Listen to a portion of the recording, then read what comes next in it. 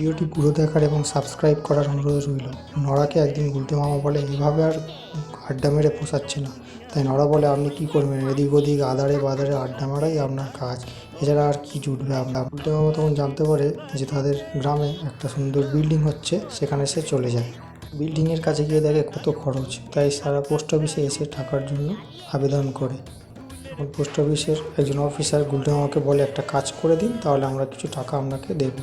কাজ করার নাম করে তাকে জঙ্গলে নামিয়ে দেয় এবং শেষ পর্যন্ত সেই জঙ্গলে সাফ করে গুলটে মামা কিছু টাকা পায়। টাকা নিয়ে এসে বিল্ডিং নির্মাতাদের কাছে সে এসে টাকা জমা দেয় এবং তার ক্লাব ঘর তৈরি করতে হয়। এদিকে গ্রামের গণ্যমান্যরা ক্লাব ঘর বানানোর জন্য একটা জমি তাকে তুলে দেয়। তার থেকে গুলটে মামা ক্লাব তৈরির সময় টাকা দিতে দিতে তার প্যান্টুন ঢিলে হয়ে যাওয়ার মতো অবস্থায় পরিণত হয়। এবার সে শহরে যায়, গিয়ে দেয়াল রং করা ধোয়ার কাজে লাগে, যেখানে সে আরও বেশি টাকা পায়।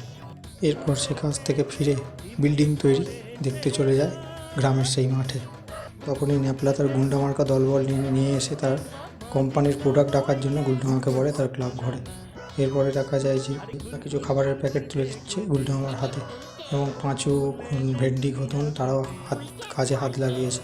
পর্যন্ত গপুদা আসে গুলটে মামার গ্রামে এবং দেখে যায় তার ক্লাব বাড়ি তৈরি হবে। ক্লাব বাড়ি উদ্বোধনের দিন গুলটে মামা খুব স্টাইল মানে নায়কের মতো জামা প্যান্ট পরে শিশুদের চকলেট বিলি করে। গোবিন্দ গুচের বাড়ি দেখো ক্লাব ঘর বানাচ্ছে, আর আমার টাকা শোধ দেওয়ার বেলা টাকা নেই, এরপরে ওকে দেখতে হবে।